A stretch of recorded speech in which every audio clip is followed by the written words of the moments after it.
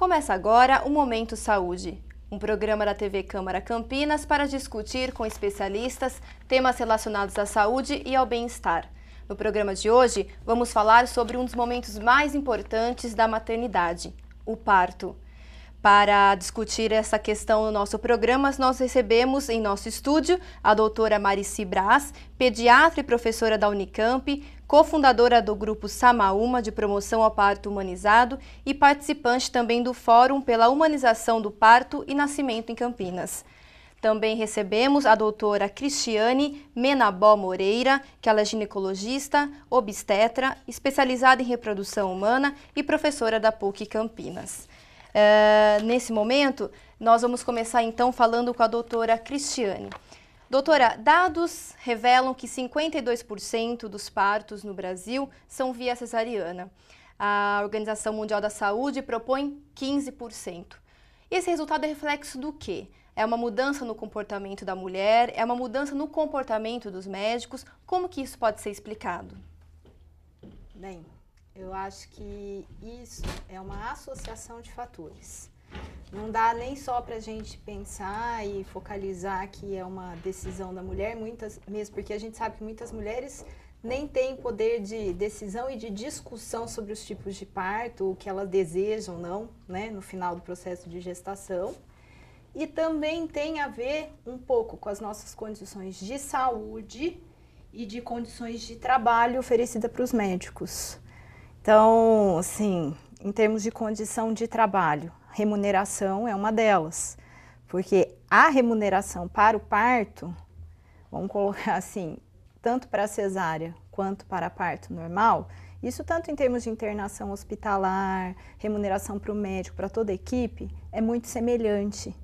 Só que um trabalho de parto, às vezes você tem o investimento de uma média de 12 horas de toda uma equipe. Quanto que na cesárea, a paciente interna, a não ser que seja a finalização de um processo de parto, né, de trabalho de parto, senão ela interna de uma maneira eletiva, não tem essas 12 horas todas, vamos colocar assim, em condições ideais, uma média de 1 hora no máximo, é um procedimento que já terminou e ela vai ser encaminhada para recuperação pós-anestésica e para o quarto. Com relação à parte da mulher, eu acho que existe sim, porque nós passamos por um momento cultural muito grande, que foi década de 70, 80, em que se atribuía a cesárea a uma questão financeira de quem tinha melhores condições para poder levar o seu médico, para poder escolher a hora do parto, e eu acho que o fator principal era a questão do não sofrer o trabalho de parto e não passar a dor. Há uma busca, então, essa procura por não sentir dor. Por não sentir dor. Mesmo a gente sabendo que hoje em dia existe analgesia de parto, que ela pode ter um trabalho de parto sem a dor, mas essa questão da associação de parto e dor é uma coisa, assim, muito forte ainda. E, assim, e culturalmente falando, o latino, ele é meio... sentimentalista, vamos falar assim, para tudo que envolve o passar a dor. É diferente, o oriental, talvez até mesmo o anglo-saxão, ele já é mais bem preparado para esse enfrentamento da dor. Nós não. E na questão dos médicos, os médicos assumiram também essa postura em busca de uma praticidade. Na sua avaliação, os médicos têm buscado uma praticidade quando, sei lá, decidem estimular a cesariana? Eu acho que sim. Eu acho que sim, porque se você avalia a questão financeira, principalmente, essa disponibilidade para o parto e para o trabalho de parto implica em que se a paciente entra num trabalho de parto às 2 horas da tarde, e eu, por exemplo, estou num consultório, eu tenho que desmarcar todo o meu consultório para ficar à disposição desse trabalho de parto que eu não tenho previsão de quando ele vai terminar. Então, se eu for levar em consideração a remuneração que o convênio paga, que o SUS paga, e você for colocar no papel, você vai ver que não só não compensa, como quase que você vai fazer a relação inversa. Você vai estar pagando para estar trabalhando. eu estou discutindo só a questão financeira, não estamos levando em consideração que existe toda uma questão de conscientização, de processos éticos, daquilo que você se propõe a fazer ou não. E isso, eu acho que na correria do dia a dia, isso é uma coisa que acaba pesando.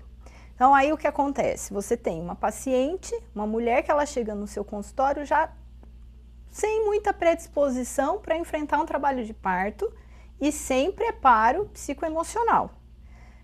Junta a sua ausência de predisposição por causa do peso financeiro, da correria do dia a dia, de uma série de coisas. Então, se você não incentiva o parto normal, também não tenta contrapor essa ideia que às vezes a mulher já traz de que ela quer um parto cesáreo. Entendeu? E na sua avaliação, doutora, como pediatra, qual é o reflexo que isso causa no bebê e também na mãe, esse número alto de cesarianas?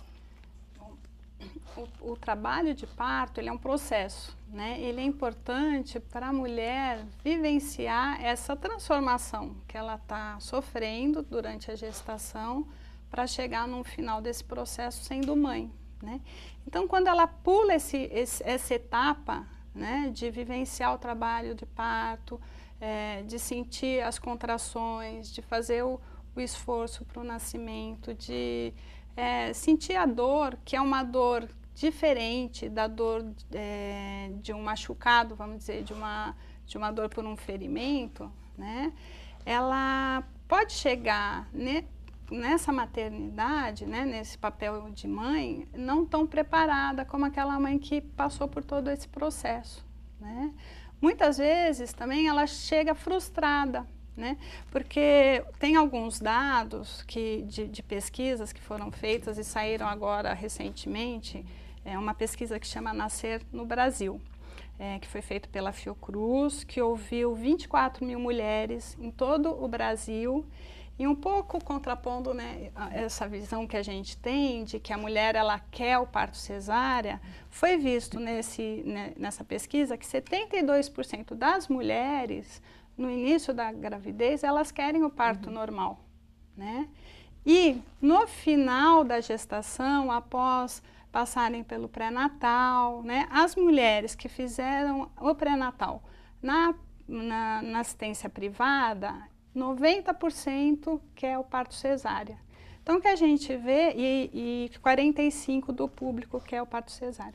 O que a gente vê é que nesse processo do pré-natal aconteceu alguma coisa, algum convencimento, alguma mobilização para a mulher se sentir incapaz ou que não vai conseguir suportar esse trabalho de parto, né? E isso pode criar uma frustração para a mulher, né? Porque muitas vezes ela vai se sentir incapaz eu não dou conta de fazer uma coisa, né? Passar por um processo que é fisiológico, que é inerente da mulher. Né? E na condição do bebê? Então, ela pode estar tão frustrada, com uma autoestima tão baixa, que ela não vai ter capaz de cuidar direito desse nenê, porque ela pode ter uma depressão pós-parto, pode não conseguir amamentar adequadamente esse bebê. Né? E nós sabemos também que quando você faz as cesáreas agendadas, não as cesáreas, que depois eu acho que a doutora Cristiane pode explicar melhor, quando são de indicação para salvar a vida da mãe e do bebê, mas essas cesáreas eletivas, a grande maioria dos bebês acabam nascendo prematuros, né? Antes das 39 semanas. E aí eles podem ter problemas respiratórios, podem precisar ficar na UTI, longe da mãe, num período que a gente sabe que é fundamental para que ocorra um bom vínculo, né, da mãe e do bebê, né? Até para garantir também o aleitamento, tá? Então, existem várias consequências, sim, para o bebê também. Mas, doutora Cristiane, como obstetra, não dá para ignorar a importância da cesariana também, né? Não. Em que condições ela é eficiente, importante, e como que ela pode auxiliar no trabalho de parto? Olha, a cesariana, de um modo geral, existem algumas indicações, que algumas são, assim, incontestáveis. Uma delas é: o bebê está apresentando o que a gente chama de sofrimento fetal agudo. ou seja, em algum momento durante o período do trabalho de parto, o coraçãozinho do bebê passou a ter uma frequência cardíaca menor do que a que ele deveria estar e se mantém. Isso traduzindo quer dizer o seguinte: se eu insistir naquele trabalho de parto, que não tem uma previsão que se vai durar 1 hora, 1 hora e meia, muito provavelmente esse bebê vai obtuar vai morrer durante esse processo todo. Então, nessas situações é uma indicação absoluta. E a gente procura seguir essas indicações que tem uma relação delas. Agora, existem algumas outras que são o que a gente chama de relativa, que aí cabe naquela situação e do porquê que é importante um acompanhamento de um pré-natal. Porque, assim, tem algumas indicações de cesárea que nós só vamos descobrir no decorrer do trabalho de parto. Mas existem algumas delas que, às vezes, o pré-natal vai dizer pra gente. E, assim, desde que a mãe que está vindo seja esclarecida, porque a gente não pode esquecer que a gente vive num país que é cheio de contrastes. Então, desde que exista essa possibilidade, eu acho que ainda a melhor saída é o diálogo. É o diálogo assim, olha, a probabilidade da gente não conseguir um trabalho de parto que evolua para um parto vaginal, ela existe. Mas essa situação que você tem não é uma indicação absoluta de uma cesárea. Podemos tentar um parto vaginal, porém, existe X%, dependendo de qual for o problema, disso evoluir para uma cesárea. Então, existem algumas coisas que eu acho que poderiam ser divididas em termos de responsabilidade, da escolha, ao invés de você estar tendo uma indicação absoluta, né? Na sua avaliação, muitas vezes o médico acaba induzindo a mãe a optar por uma cesariana, até pela insegurança que ela sente? Não só pela insegurança que ela sente, porque a gente não pode esquecer que nós estamos caminhando por um momento também que ele é muito próximo daquilo que, por exemplo, os Estados Unidos vivencia de uma maneira extrema. Então, a gente passa a fazer uma medicina preventiva também em algumas situações, né? Que é, antes de eu ter um problema, eu já vou tentar resolver isso agora. E às vezes a gente também deixa de avaliar que aquilo que a gente está tomando como uma postura também pode gerar outros problemas, né? Mas eu acho que nós estamos passando a saúde brasileira por um momento mais ou menos semelhante. A senhora chegou a comentar que em Campinas os índices são muito altos de cesarianas, né? São. Na rede privada, realmente esse índice é muito grande. Existe uma pesquisa que foi, inclusive, publicada numa revista de ginecologia, que esses índices, eles quase ultrapassam 90% dos tipos de parto dentro dos hospitais privados de Campinas. Bruno, eu trouxe uns dados que eu peguei ontem da plataforma da Secretaria de Saúde de Campinas, que é baseado no SINASC, que é um serviço nacional, Sistema Nacional de Nascidos Vivos, né? E aí é um dado bem interessante. Em 2014, neste ano, até dia 30 de junho, em Campinas, nasceram 2.276 crianças nos hospitais de Campinas. E de parto cesárea foram, dessas 10.000, 7.351, ou seja, isso dá 71% de cesáreas, né? Só esse ano, né? E aí quando a gente olha qual é o perfil dos hospitais onde foram esses nascimentos, né? Então, nas maternidades que a gente sabe que atendem 100% atenção particular, né, privada, foi maior que 90%. Varia entre 91%, 95%, 96%. E nos hospitais universitários, né, que é o CAISM e o CELSP, a gente tem entre 43% e 46%. Que tem um perfil mais diferente, né? Que bate com... Está até um pouquinho abaixo da média nacional, né? E a maternidade de Campinas, ela atende 50% SUS, 50% pública, né? E aí a gente tem a média nacional, que é 72%. Então, a situação de Campinas, se a gente for olhar, está até pior do que a nacional, né? Então, a gente precisa começar a pensar como que vão ser as nossas políticas, né? Exatamente. No município. Sobre essas políticas, então nós vamos falar no próximo bloco e nós vamos agora para um pequeno intervalo e já voltamos.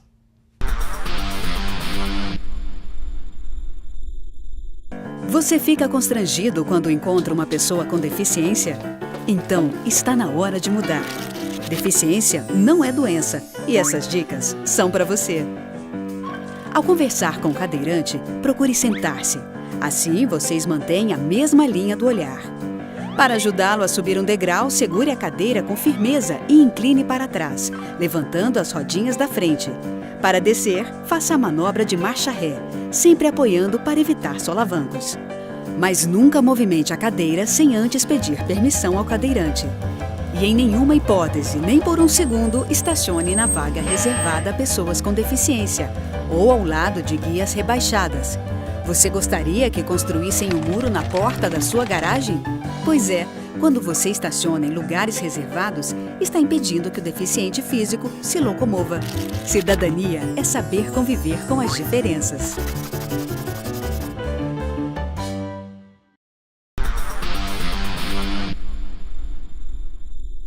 Nós voltamos agora com o programa Momento Saúde, onde estamos discutindo o parto. Nós recebemos hoje no nosso programa a doutora Marici Braz, que é pediatra, e a doutora Cristiane Menabó Moreira, que é ginecologista e obstetra. Nesse bloco nós vamos falar sobre o parto humanizado. O Ministério da Saúde autorizou o parto humanizado no SUS, que é basicamente o recém-nascido ser colocado no tórax da mãe após o nascimento, o cordão umbilical ser cortado somente depois que ele parar de pulsar e a primeira mamada acontecer na primeira hora de vida. Então eu pergunto para a doutora Marici, primeiro, explica pra gente o que é o parto humanizado. Bom, Bruna, esses pontos que você apontou, eles, na verdade, eles fazem parte de algumas orientações que a Organização Mundial de Saúde faz. Ela tem uma cartilha para as boas práticas da atenção obstétrica à mulher e à criança, tá? E, então, essa é a parte que seriam as boas práticas para receber o bebê, né, que são fundamentais. Então, manter o contato pele a pele com o bebê, porque a gente sabe que o contato do bebê com a pele da mãe, primeiro vai garantir a boa temperatura para essa criança, não tem risco de hipotermia no pós-parto, a questão do vínculo, né, desse contato do bebê com a sua mãe, vai favorecer uma melhor aleitamento materno para essa criança, né? Nessa primeira hora, o bebê que suga, ele tem uma maior chance de estabelecer o aleitamento materno no restante, né, do seu tempo de vida, tá? Então, na verdade, o Ministério, dentro da Rede Cegonha, que é o projeto, né, do Ministério para a Atenção à Saúde da Criança, ele absorveu as orientações da Organização Mundial de Saúde. E, na verdade, o parto humanizado nada mais é que o respeito, né, o momento respeitoso para a mulher e para a criança, para que eles vivam esse momento, como a gente já tinha falado no outro bloco, que é tão decisivo para a vida da mãe e da criança, como único, né? Como um momento especial, onde que se possa ter esse contato, esse vínculo, né? E agora, como ginecologista, como é que a senhora vê a questão dos benefícios para a mãe? Esse contato, o bebê, você já falou, mas esse contato com o bebê, como que ele pode ajudar na recuperação da mãe? Bom, essa recuperação, acho que ela já se inicia desde o momento da sala de parto. Porque quanto mais precocemente essa mãe tiver contato com esse bebê, e ele for estimulado a mamar, tudo, isso libera, a sucção libera um hormônio que se chama ocitocina e que vai fazer com que o útero se contraia com maior facilidade, ajudando a evitar as hemorragias pós-parto. Então, esse tipo de benefício, ele já é imediato e assim, diminui até a necessidade de medicação que a gente precisa fazer para conter essas hemorragias pós-parto. Então, é bastante positivo.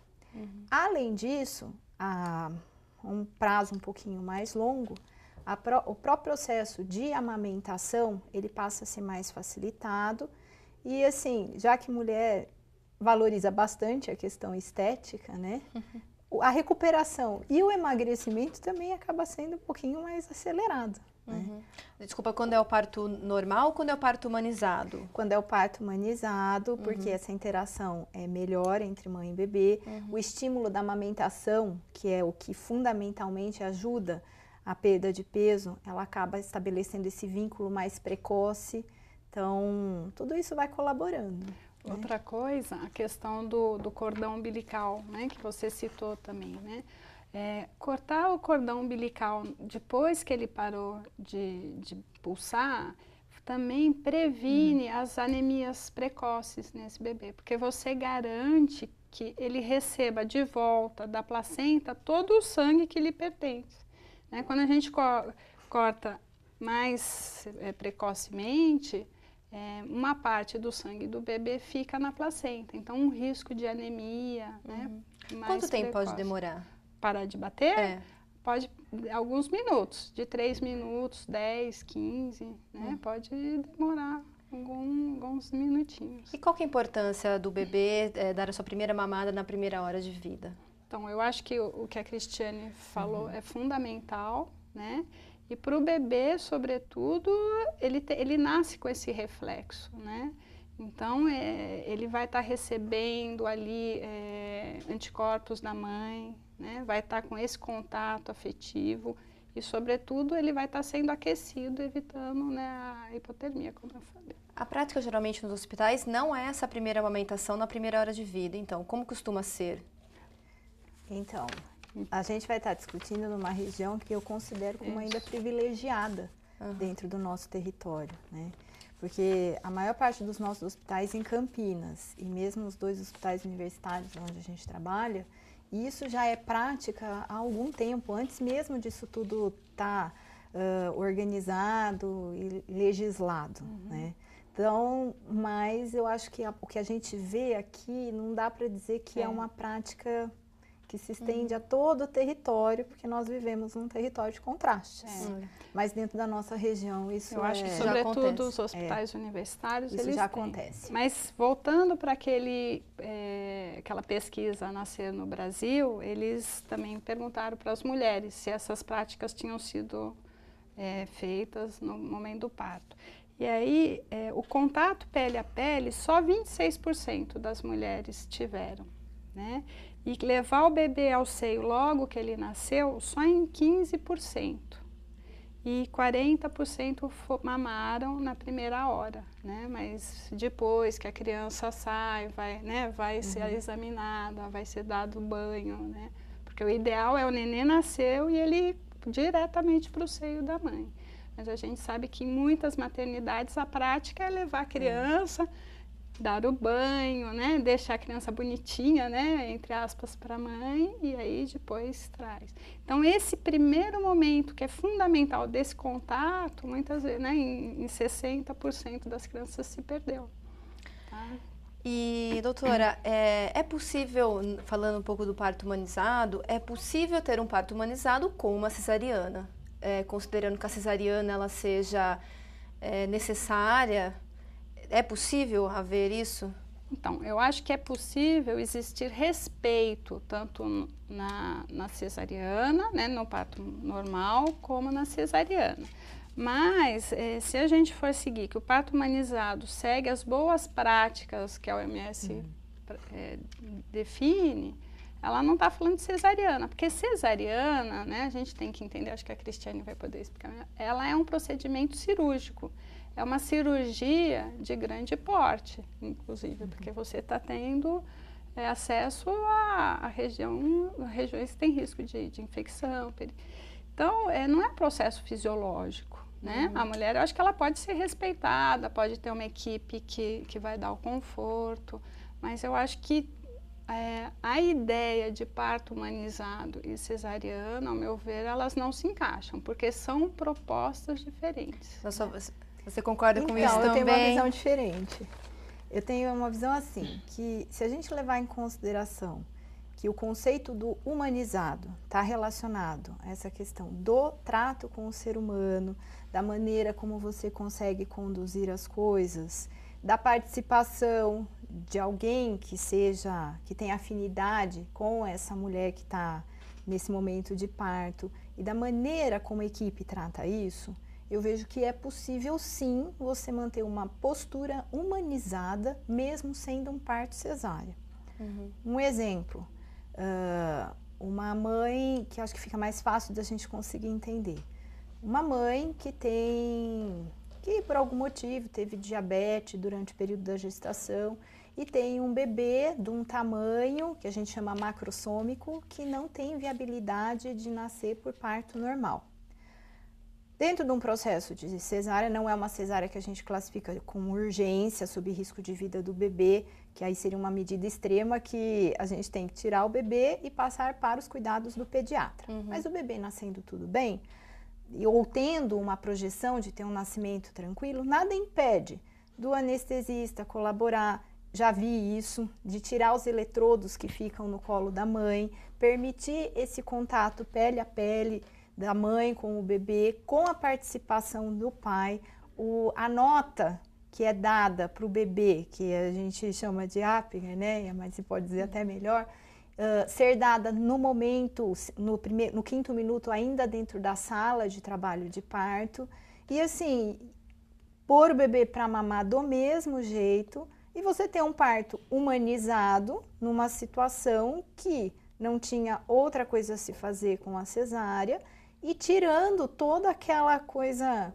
extremamente cirúrgica, sem tirar a magia do momento, eu acho que, do parto, né? Bom, eu concordo com tudo que você põe, Cristiane, mas o que eu quis deixar claro é assim, porque hoje eu acho que o entendimento do que é o parto humanizado, né, e o que a Organização Mundial de Saúde preconiza é o parto normal, para a mulher, né, normal, ou seja, natural, para a mulher de baixo risco, né? Então, no caso aqui seria uma mulher com outra situação, e que ela vai poder vivenciar esse momento com respeito, né? Com respeito de ela escolher a posição que ela se sente melhor durante todo o trabalho de parto, com o respeito dela poder escolher a melhor posição para ela parir, né, que pode ser de cócoras, né, talvez depois a gente vai discutir um pouco isso. Com a possibilidade de ela ter acesso a outros tipos de analgesia que não seja a medicamentosa, né, então bolsa de água quente, a banheira com água quente, chuveiro, aquela bola de pilates, né? A presença da doula. Então, isso é o que a gente entende como o parto humanizado. Mas então, isso considerando o parto natural, né? Então, ou mas aí a cesárea, isso que eu quis deixar claro, é uma cirurgia. Ela pode ter o respeito para a mulher, né? Eu acho que isso que é importante. Porque eu acho interessante, mas se às vezes a gente discutir algumas coisas nesse sentido, porque senão as mulheres que por algum motivo não tiveram essa possibilidade de passar por um parto vaginal, ou uma indicação absoluta de uma cesárea, ou então, até mesmo porque em algum momento foi o desejo dela e que não foi trabalhado isso de uma outra maneira, senão a gente fica com uma ideia de que cesárea é igual a parto desumanizado. E aí o conceito do desumanizado, ele fica um pouco pesado se a gente for levar em consideração a questão do trato com o ser humano, né? Até porque a cesárea, ela é muito importante, né? Ela salva a vida, a vida da mãe, né? Quando bem indicada, né? Agora, aproveitando esse assunto, desculpa, doutora, qual que é a importância, hoje em dia os pais, ou um companheiro, ou um familiar, amigo, pode entrar para acompanhar o parto, né, no hospital. Qual que é a importância disso para a mulher, no processo, né, do parto? Eu acho que a coisa mais importante, talvez ela se sentir mais acolhida e segura. A gente não pode esquecer assim, que talvez o ideal fosse o pai da criança, né, o companheiro. Mas hoje em dia a gente tem famílias com formações diferentes, com características diferentes, e o fato da gestante poder escolher quem ela quer de acompanhante privilegia essas novas conformações familiares, né? E isso dá para ela um pouquinho mais de tranquilidade, porque assim, é difícil você chegar num ambiente que você não conhece nada, numa realidade que você se sente fragilizado, porque você está numa condição fragilizada ali, exposta, e sem ninguém para você poder dividir aquele momento também depois. Foi um avanço, então, isso? Foi. Agora, independente disso, isso agora é uma visão particular minha, que talvez tenha gente que divida isso, profissionais da área de saúde que dividam, outros não. Eu acho isso super válido, mas o ideal, e eu acho que a gente tem que trabalhar com o que seria uma condição ideal, seria este acompanhante fazer parte não só do momento do parto, porque é toda uma história que você constrói junto, né? É a gestação, é o que vem acontecendo, você cria um vínculo com aquela realidade, com a criança, até mesmo com a própria sintomas, vivências daquela mãe que está ali. E isso eu acho que a gente vê essa realidade tanto na rede privada quanto na rede pública por situações às vezes diferentes. Por exemplo, tem pais que a gente conhece o pai ou o acompanhante no dia do parto, né? Isso eu acho que é ruim, tanto para a mãe, que também cria aquela expectativa de querer que alguém fizesse esse acompanhamento mais constante com ela. Às vezes é ruim para a equipe de saúde, que você não sabe muito bem em que circunstâncias é aquela receptividade, tanto daquela mãe para aquele acompanhante, quanto do acompanhante para aquela gestante ali que está se tornando mãe, né? Então, eu acho que isso deveria se estender. Bacana. Então, nós vamos encerrar novamente esse segundo bloco. Voltamos após o intervalo para falar sobre os tipos de parto.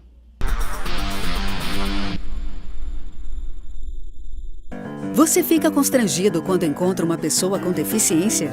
Então, está na hora de mudar. Deficiência não é doença e essas dicas são para você. Ao encontrar uma pessoa cega, toque em seu braço e se apresente antes de começar a conversa. Para caminhar, coloque a mão da pessoa cega no seu ombro ou no cotovelo dobrado. Deixe que ela acompanhe o seu corpo e avise com antecedência sobre a existência de barreiras. Nunca faça carinho ou dê alimentos ao cão-guia. Ele está trabalhando para o cego e não pode ser distraído. O cão-guia também pode entrar em qualquer ambiente público. É um direito garantido por lei. Cidadania é saber conviver com as diferenças.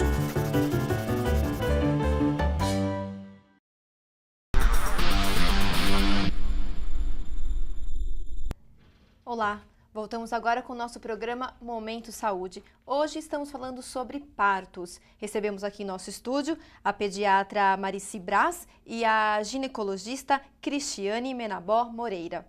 Neste bloco vamos falar sobre os tipos de parto. Doutora Marici, explica pra gente quais são os tipos de parto. Basicamente, vamos falar agora sobre o parto natural e o parto normal. Qual que é a diferença entre os dois? Certo. Então, os tipos de parto seriam o parto vaginal e o cesáreo, né? Na verdade, seriam esses dois.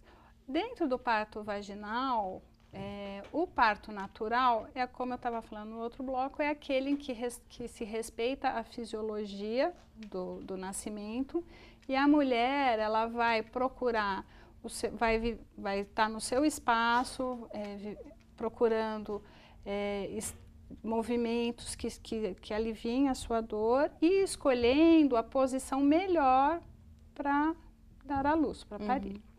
O parto normal, que é o que a gente conhece, hospitalar, a mulher vai estar deitada em posição ginecológica, na maca ginecológica, né? Então, ela vai ter um parto deitado, né? Onde a fisiologia do parto fica prejudicada, né? Porque a mulher conseguir fazer a força nas contrações para que o bebê saia deitado é muito mais difícil do que se ela estivesse na posição vertical. E nessas condições é usado algum tipo de anestesia? Ela pode ser usado, né, anestesia. Peri, que hoje se usa é a peri, né, peridural, né, e em algumas situações dentro desse parto normal, para alívio da mulher quando ela apresenta dificuldade, são feitos procedimentos, né, que pode ser episiotomia, pode ser colocado fórceps para ajudar a retirada do bebê. No caso do uso de algum medicamento, isso costuma constantemente usado ou não? E que tipo de interferência nesse processo o medicamento ele causa? Então, muitas vezes, para acelerar o processo do parto, é utilizado a ocitocina sintética. Então, a ocitocina é o hormônio que é produzido fisiologicamente no momento do trabalho de parto para estimular as contrações, tá? Então, muitas vezes é pegado um acesso venoso da mulher e é colocado essa ocitocina sintética para acelerar, para ajudar a acontecer essas contrações. Mas se sabe que os pulsos de ocitocina liberados normalmente pelo organismo, eles são impulsos, né? Não acontece uma coisa constante. Tem um pulso, vem a contração, a mulher tem tempo para respirar, relaxar, vem outra contração. Quando você coloca a ocitocina sintética, fica inconstante. Você não tem como controlar essa... E aí, as dores da contração, elas são muito mais intensas. As contrações são mais fortes, né? Então, se tem muito mais dor nesse momento. Tá, e hoje em dia tem se falado muito sobre a questão do parto domiciliar, né? Que tipo de preparo tem que haver para o parto domiciliar? Que tipo de profissional também tem que participar? Como é que funciona esse processo, essa preparação? Bom, primeiro, para vivenciar um parto domiciliar, a gestante tem que ser de baixo risco. O que isso quer dizer? Que ela não tenha nenhuma patologia, nenhuma doença que possa comprometer o processo de nascimento. Então, uma gestante hipertensa, diabética, né? Com certeza ela não pode, dificilmente seria seguro ela ter um parto domiciliar, tá? E o parto domiciliar, o que a gente tem que entender é que ele deve ser assistido. Não é a gestante sozinha, com seu companheiro, tendo o bebê em casa, né, meio no susto. Não, ele deve ser assistido. Hoje nós temos profissionais que são capacitados para fazer esse tipo de parto, tá? Como nós estávamos falando, o CRM, ele não autoriza, ele é contra que os obstetras façam esse tipo de parto. Já existiram vários processos por conta disso.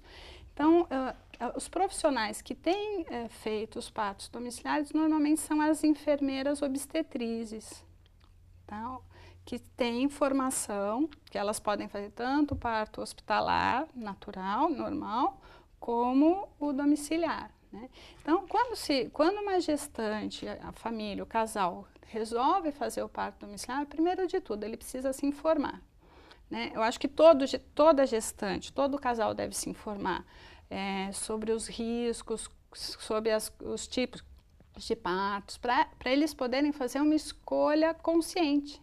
Essa escolha consciente pode ser até uma cesárea letiva, né? Mas a partir de uma boa formação, de uma boa informação. Então, o casal que deseja ter um parto domiciliar, ele vai precisar se informar muito, para ele estar consciente das condições que ele vai estar sujeito, né? Que além da enfermeira tem a participação da doula também. Isso. Qual é o papel da doula? A doula, na verdade, ela não vai participar só do parto domiciliar, ela pode participar de qualquer parto, né? Ela é uma profissional que vai acompanhar a gestante durante o pré-natal e no trabalho de parto, dando apoio psicológico, emocional para essa gestante. Ela não vai estar envolvida no processo do parto, ela não, né? Então, ela vai cuidar da gestante em relação para aliviar a dor das contrações, né? As inseguranças que podem surgir no trabalho de parto, né? As questões, né?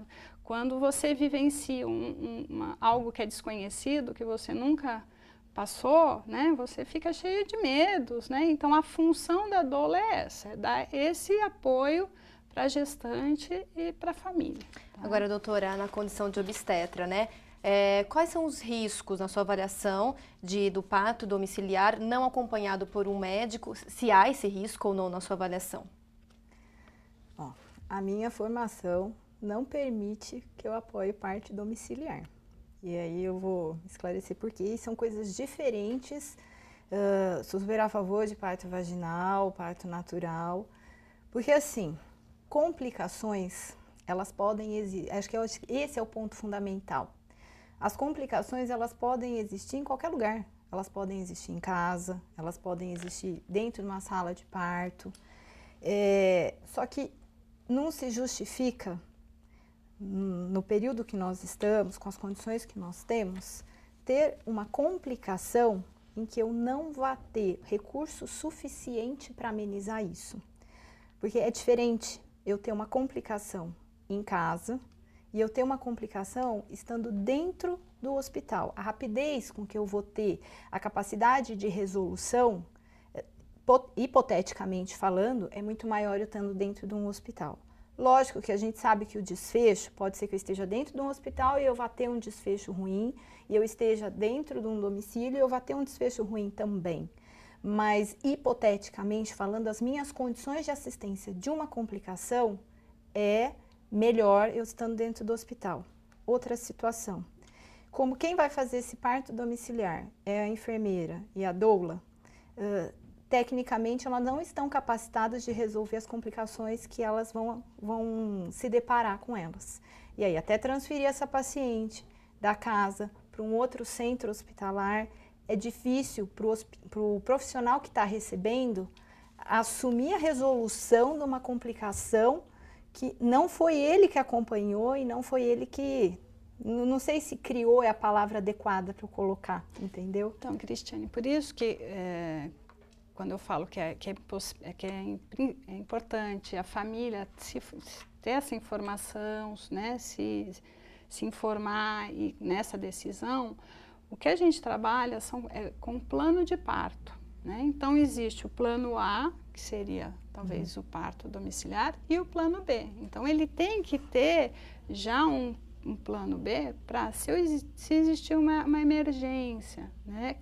Eu precisar fazer uma transferência de casa para o hospital, quem é que vai me dar esse feedback? Quem vai estar ali para me receber? E muitas vezes a gente tem que entender que a enfermeira obstetriz, ela é uma profissional que ela tem essa formação e ela vai estar monitorizando o tempo inteiro a gestante. Então, se durante o processo de trabalho de parto, ela perceber que existe algum risco para essa mãe e para o bebê, ela já vai fazer a transferência. Né? Qual seria um risco para a mãe depois que teve o parto? Né? Normalmente ou é retenção de placenta ou é uma hemorragia, né? Que isso, a enfermeira ela tem condição de, num primeiro momento, estabilizar a paciente em casa, chamar o SAMU e fazer a transferência. Né? Então, outra coisa importante é que num parto domiciliar, você não pode fazer numa residência que seja muito longe da maternidade. Então, a gente conta pelo menos 20 minutos de acesso, né, que seria o tempo suficiente para que a mãe chegue e seja, né, recebida. Assim, dá licença, mas assim, quando eu penso na questão da complicação, mesmo eu sendo obstetra, eu não estou pensando na complicação materna, porque essa eu acho que realmente eu tenho os 20 minutos para estar resolvendo. Eu me coloco no papel de quem vai estar, assim, não só de profissional, tendo que zelar pela saúde da mãe e do bebê, porque a gente escuta todo lugar o tal do binômio, né? O que é isso? É binômio porque não é isolado. A mãe, eu, o bebê, a gente tem que ver como conjunto mesmo, né? E se eu for pensar do lado obstétrico para esse bebê, tem situações que esses 20 minutos para mim, o resultado já vai ser ruim. Mas normalmente o bebê, qual vai ser a necessidade dele numa emergência, né, pós-parto? É oxigênio. né?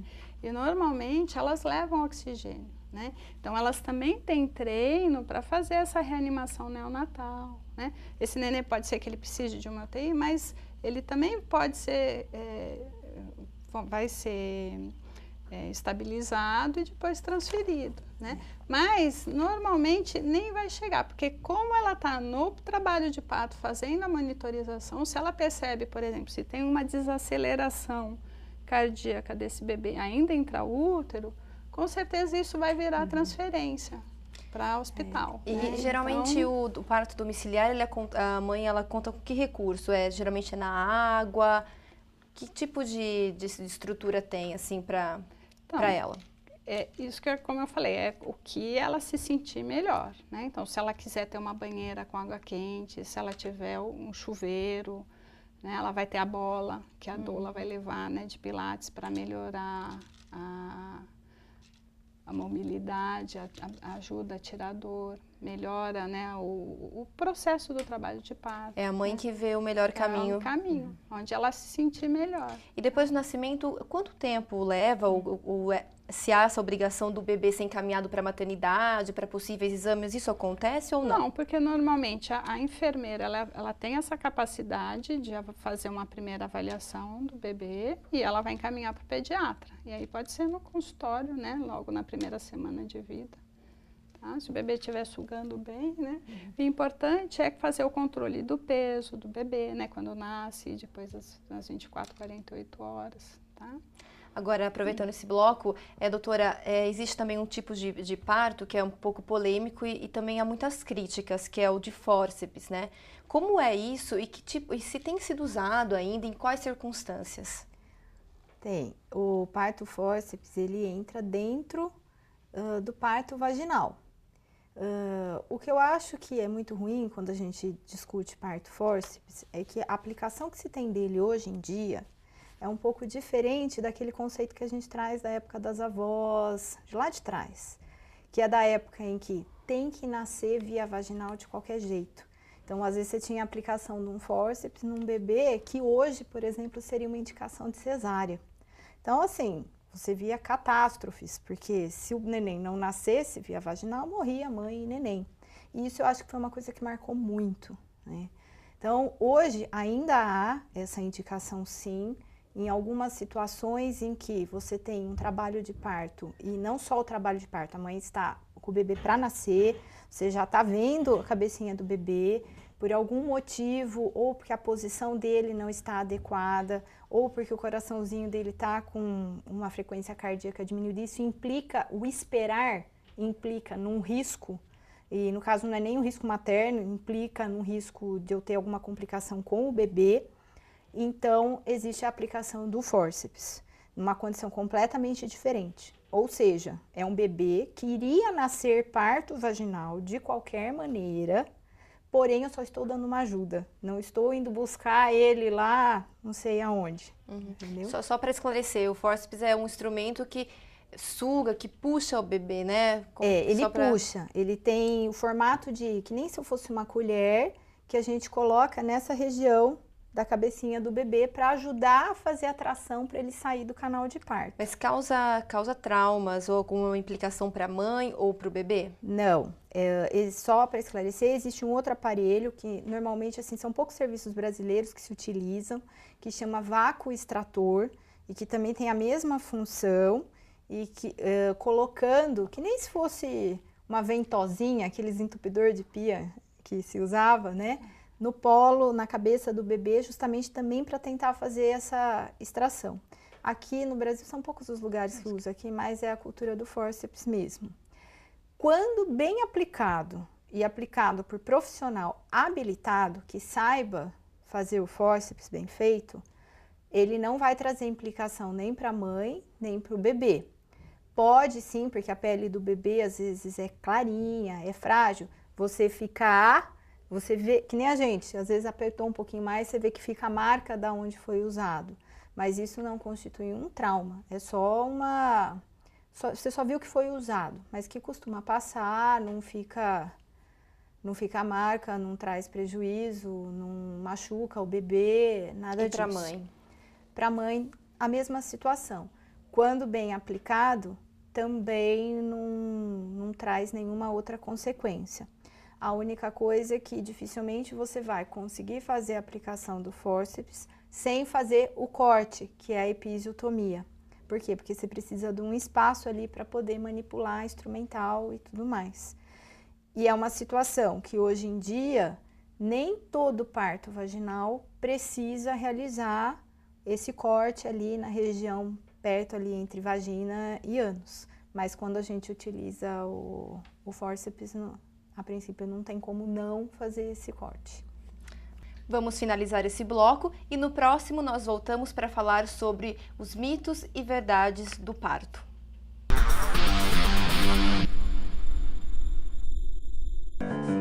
Você fica constrangido quando encontra uma pessoa com deficiência? Então, está na hora de mudar. Deficiência não é doença e essas dicas são para você.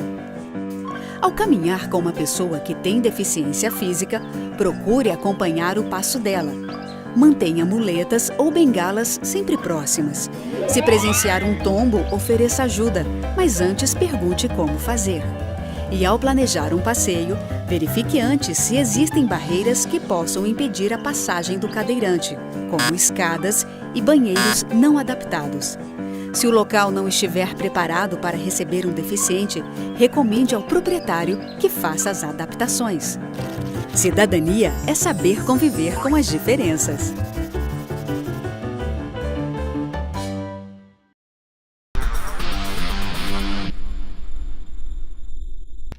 Voltamos agora com o nosso programa Momento Saúde, onde estamos discutindo o parto. Recebemos aqui em nosso estúdio a doutora Marici Braz, que é pediatra, e a doutora Cristiane Menabol Moreira, que é ginecologista e obstetra. Nesse bloco, nós vamos falar sobre os mitos e verdades do parto.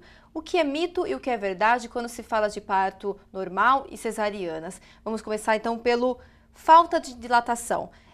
Isso é um motivo que impede o parto normal, doutora? Então, o bebê só vai nascer se houver dilatação total, né? O que é dilatação? Acho que isso é importante a gente entender. Então, a gente tem o útero, que tem uma forma de pera, vamos dizer, né? E embaixo ele tem o colo do útero, por onde o bebê vai ter que passar. Esse colo, ele tem que sofrer, durante o trabalho de parto, ele vai sofrendo um processo, vai sendo trabalhado, e ele vai dilatando até o momento que ele abre totalmente e pela contração o bebê consegue passar, né?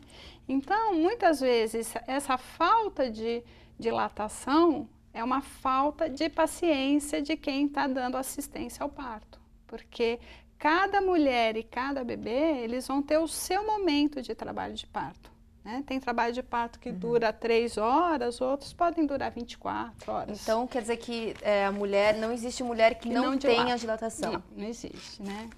Eu acho que existem algumas circunstâncias que a gente tem todos uns parâmetros para poder avaliar. Então, de repente, é raro isso, mas existem mulheres que às vezes ficam horas com contrações efetivas mesmo, sem medicação de ocitocina extra nada, e eventualmente elas não saem do mesmo lugar. Então, nesses casos aí, realmente a gente caracterizaria como uma falta de dilatação ou como uma falta de dilatação suficiente para o bebê nascer. Mas, assim, a gente percebe no dia a dia que não corresponde à maioria.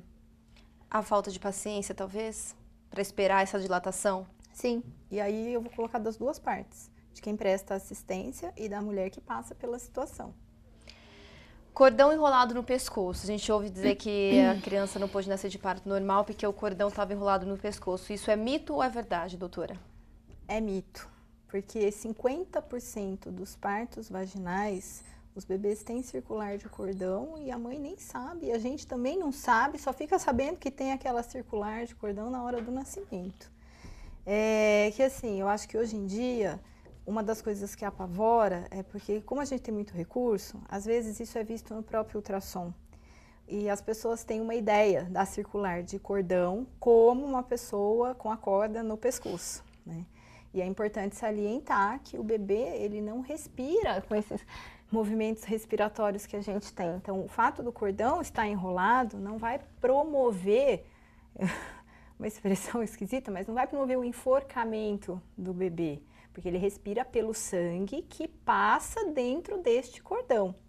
Então, a circular, quando ela é única, a princípio não é ela que causa interferência no trabalho de parto, a não ser que forem múltiplas, 2 circulares, 3 circulares e muito justas. Mas mesmo assim pode dificultar a descida do bebê. Mas não é porque eu tenho uma circular de cordão ultrassom, né, que eu tenho uma contraindicação de um trabalho de parto vaginal. As contraindicações elas podem surgir no decorrer do trabalho de parto. E não tem nada a ver com a circular. Bacia estreita. Acho que como ginecologista você pode falar melhor. Isso é mito ou é verdade? A bacia estreita, isoladamente, a não ser que a mulher tenha algum problema ortopédico, tenha alguma malformação dessa região da bacia, é mito. Porque eu não posso dizer... Porque não é uma situação isolada. Eu não posso dizer, ó, a sua bacia é estreita ou a sua bacia, nossa, é super larga. Porque eu tenho que analisar a bacia da mãe relacionada àquele bebê que eu tenho ali. Então, de repente, eu até tenho realmente uma bacia pequena, mas eu tenho um bebê pequeno, esse bebê é proporcional à bacia que essa mãe tem. E o inverso também é verdadeiro. Às vezes eu tenho uma bacia super boa, mas eu tenho um bebê que é enorme por alguma situação e mesmo eu tendo uma bacia teoricamente boa, aquele bebê não consegue passar por aquele canal de parto. E é importante também falar que no processo fisiológico do parto, a bacia ela se expande, né? Então... Tanto a bacia se expande, como o bebê também tem alguns processos de acomodação nesse canal de parto. E assim, durante o final do pré-natal, existem também algumas medidas que a gente tira dessa bacia em relação ao bebê para poder quantificar isso melhor. Mas o que eu acho de tudo mais importante salientar é que não é uma medida isolada, só a mãe. É sempre a mãe relacionada para o bebê que ela está esperando. Numa outra gestação, isso começa tudo de novo. A gente tem que avaliar isoladamente para essa outra gestação. Placenta envelhecida. Se é que é possível uma placenta envelhecida, isso pode impedir um parto natural? É mito ou é verdade? Então, eu acho que é mito. O que você pode ver, avaliar, né, é qual é a condição de vitalidade desse bebê. Se ele estiver apresentando sinais de que aguardar o parto né, naturalmente está comprometendo esse bebê por conta de não estar tendo uma boa oxigenação para essa placenta, você pode até ser uma indicação de uma cesárea. Agora, essa história, né, grau 1, grau, né, e aí eu acho que depende mito, um pouco, né, do período de gestação que a gente está. Então, assim, é diferente eu ter uma placenta que tem característica do final de uma gestação, quando eu tenho uma mãe com 6 meses. E é diferente eu ter uma placenta mais calcificada, que é o que mede esse grau de envelhecimento, já no final da gestação. E entra um pouco nisso que a Marici falou, que não é a placenta isolada, eu avaliar o quanto esse bebê ainda está bem ou não dentro desse ambiente uterino. E também tem a ver, assim, o que está motivando essa placenta a estar envelhecida. Às vezes é uma mãe que é fumante de muito tempo já, então a condição de circulação dessa placenta é diferente. Então, também não dá para você falar só, tenho placenta envelhecida. Mas, e o que vem junto, né? Não é só a placenta. Eu acho que agora sobre... A gestante não entrou em trabalho de parto. Isso pode acontecer? Dela não apresentar nenhum sinal? Então, a gestação, ela pode ir até 41, né, o esperado, né, 41 semanas e 6 dias, né? Então, é o momento do bebê. A gestante vai entrar em trabalho de parto no momento que o bebê estiver maduro, pronto para o nascimento. né? Então, uma gestante com 37 semanas de gestação, normalmente ela não vai entrar em trabalho de parto. E né? se ela chegar nesse período, então, aí limite... acima de 42 semanas, sim, aí é uma das indicações de começar um processo de estímulo ao parto normal, né? Então, com ocitocina, não fazer já uma cesárea imediatamente. Hoje, nas nossas maternidades, a gente padroniza esse processo de indução com 41 semanas, porque esse intervalo de tempo entre 41 e 42 aumenta a mortalidade e a morbidade, tanto materna quanto fetal. Mas não é porque cheguei com 41 semanas que evolui obrigatoriamente para uma cesárea. Existem todos os outros processos que vão caminhar, tanto para preparar esse colo do útero que ele precisa, se abrir alguma coisa, quanto no sentido de estimular a contração e que ela entre em trabalho de parto. Doutora, é comum uma gestante não apresentar trabalho de parto, não sentir nenhum sinal? Não, é difícil. Não ter nada é raro. Agora, acho que vai falar um pouco sobre a questão da dilatação, que é um pouco próximo do que a gente falou, mas o trabalho de parto demorado. Ficar muito tempo em trabalho de parto, isso também possibilita um parto natural ou normal? Dependendo do que está motivando essa demora do trabalho de parto, sim. Mas volta a relação, é para aquela gestação, para aquele trabalho de parto que ela está. E mesmo assim, independente de qualquer coisa, existe toda uma série de parâmetros e de intervenções que a gente pode estar fazendo no sentido de viabilizar com que esse trabalho de parto realmente evolua para um parto vaginal. Então, tem uma série de parâmetros, tudo isso é muito bem já estudado e documentado, que a gente pode estar utilizando para ter justamente um direcionamento do até quanto e quando eu posso estar esperando esse trabalho de parto. E até quando? Quanto tempo uma mulher pode ficar em trabalho de parto que não comprometa, né, a saúde dela? Aí vai depender, cada caso é um caso diferente. E aí vai depender tanto desses parâmetros da mãe, se a bolsa rompeu, se não rompeu, das condições do bebê, porque eu não posso esquecer que eu acho até que é uma condição até mais importante do que só a mãe. Porque às vezes eu tenho uma mãe evoluindo ela até tranquilamente, sem comprometimento da saúde da mãe, mas eu passo a ter indícios de comprometimento da saúde fetal. Então aí é o momento de intervir. E quando eu falo intervir, não necessariamente é uma cesárea, às vezes tem alguma outra coisa que eu posso fazer. A bolsa não rompeu? Vamos romper a bolsa para tentar ajudar. Ou então, a contração diminuiu, mas está se arrastando muito, vamos usar uma medicação para melhorar a qualidade. A gente não pode esquecer que nós temos a analgesia de parto hoje em dia, que ela é justamente para ajudar. Então, a gente tem a PERI, hoje se usam outras técnicas até que não impossibilitam a mulher de andar, de se locomover durante o processo de trabalho de parto. Então, nós temos bastante recurso. E a gente não pode esquecer que os recursos estão aí para ajudar-nos, né? E quando a gente fala assim, ajudar, é ajudar no sentido de tentar um equilíbrio, não só de benefício materno, fetal, às vezes até atendendo às próprias necessidades e anseios da gestante também, né?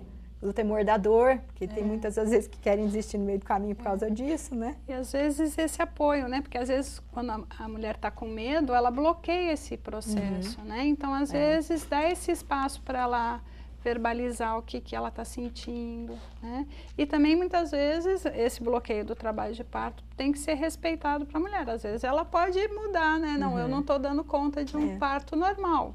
Talvez a cesárea nesse caso para ela, como opção dela, seja a melhor coisa. O cansaço interfere? Com certeza. Eu acho que cansaço, fome, né? Então, outras coisas que entram, que a Organização Mundial de Saúde preconiza para as boas práticas é isso. A mulher tem direito ao repouso, a comer, a beber, né? Antes a mulher ficava em jejum, né? Não podia...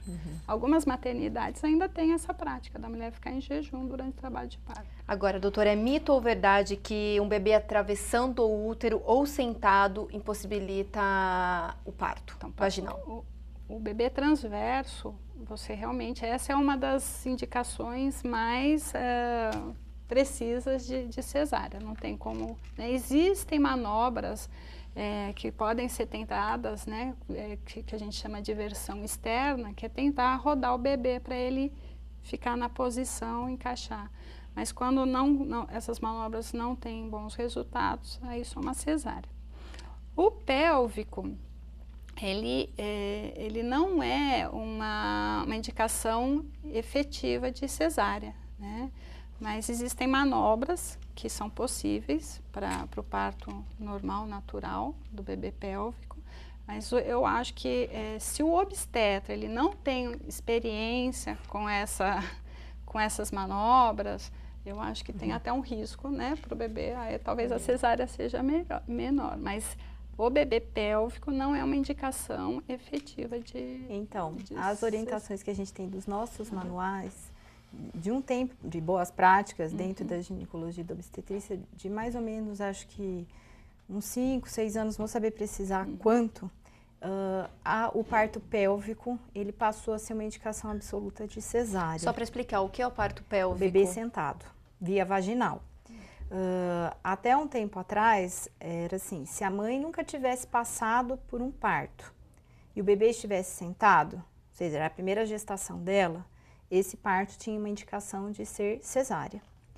As que já tinham tido a bacia testada, já tinham tido filhos, então o parto pélvico era possível via vaginal, desde que se avaliasse algumas outras circunstâncias. O quê? A prematuridade, porque no bebê prematuro, a cabecinha dele acaba sendo maior do que o tamanho do bumbum. E aí, na hora de terminar o parto, qual que seria o risco? Seria o risco sair todo o corpinho do bebê e a cabeça ficar presa lá dentro na parte óssea da bacia da mãe. Agora, de mais ou menos uns 5, 6 anos para cá, essa orientação já tem sido, independente de ser mãe que já tenha tido filho ou não, o bebê está sentado, isso é igual a parto cesárea, pelo menos assim, na nossa região e nas nossas universidades do estado de São Paulo, a orientação que é dada para os residentes em formações também é essa. Agora, a última pergunta é, cesáreas anteriores impede um parto natural? Doutor, é mito ou é verdade? Depende um pouco da quantidade de cesárea. Uma cesárea anterior, ela não é impeditiva de trabalho de parto, de entrar em trabalho de parto e nem de evoluir para um parto vaginal. No entanto, mais do que 2 cesáreas anteriores, é indicação de dali para frente, de outras cesáreas. Por que isso? Porque no lugar onde eu tenho a cicatriz da cesárea, eu tenho uma área de fragilidade dessa fibra muscular. E isso aumenta muito o risco dessa mulher ter uma rotura desse útero, uma hemorragia, e enfim, a perda do bebê e o comprometimento da vida dela mesma. Mas uma cesárea só não é contraindicação. E aí tem um agravante, porque a gente sabe também que uma terceira cesárea, você também tem um risco maior para esse útero, né? Você já tem um útero com fibrose, né? Com cicatrizes, né? Então você acaba entrando num dilema aí, né? Qual é o maior risco? Ter o risco da ruptura, que é que, se eu não me engano, acho que é 8%, né? E eu não tenho bem o valor, né? Mas não é um valor tão alto, ou se submeter a uma outra cesárea, né? Uma terceira cesárea, também tendo outros riscos, né? Então, é bem complexo Decidir essas coisas é bem complicado, mas assim, do ponto de vista legal, vamos falar assim, ninguém vai questionar por que eu fiz uma terceira cesárea, eu estou amparada por literatura, por quem estuda, enfim, uma série de coisas, e é a preconização de fazer uma terceira cesárea numa mulher que já tem 2 cicatrizes uterinas anteriores. Mas, por outro lado, se a mulher optar por ter um parto normal, mesmo sabendo desses riscos, ela pode ter, né? Foi o que aconteceu com a Adelir, né? Na verdade, tem a questão da minha autonomia sobre o corpo, né? Então, se a mulher estiver bem, eu acho que isso é importante, ela está informada dos 2 riscos, para ela sim aí tomar a decisão, né? Porque às vezes a gente quer tomar a decisão pelo paciente, é muito difícil, né? Então, nosso programa está chegando ao fim e eu queria que vocês fizessem suas conclusões sobre esse assunto rapidamente para a gente finalizar nosso programa, doutora. Bom, obrigado pelo convite, né, primeiro.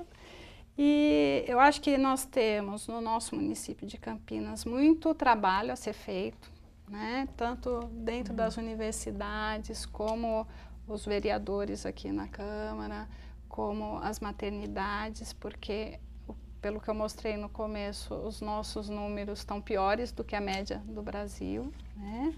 E eu espero que esse programa tenha também servido para conscientizar as mulheres que o mais importante é procurar a informação, né? É se informar, não se deixar levar pelos mitos, né? E procurar a melhor forma de ter seu filho, que te deixe feliz, né? E que você consiga ser uma boa mãe a partir desse momento que é tão lindo, que é o parto. Doutora? E eu acho que, além disso, fica a mensagem, isso para todos nós, tanto mulheres, familiares, como profissionais da saúde, no modo geral, que uma das coisas importantes, eu acho que quando a mulher entra nesse processo, é ter bom senso e não ter radicalismo. Porque da mesma maneira que é difícil, às vezes, você trabalhar com uma mulher que chega, quer um parto normal de qualquer jeito, quer um parto cesárea de qualquer jeito, e existem condições aí no meio disso tudo, que às vezes não sou eu como obstetra, não é ela como mãe, que acaba tendo decisões nesse sentido. Lógico, as duas opiniões são muito importantes, mas a gente não pode esquecer que tem um bebê ali envolvido. E eu acho que no final de tudo, o principal objetivo é a gente esquecer um pouquinho do profissional, esquecer um pouquinho da mãe e lembrar que no final desse processo, tanto a mãe quanto o bebê tem que sair bem. Então, eu acho que o objetivo maior tem que ser esse. E eu agradeço a participação de vocês, por vocês terem topado participar do nosso programa. E finalizamos agora nosso programa Momento Saúde. Fique agora com a nossa programação. Até a próxima!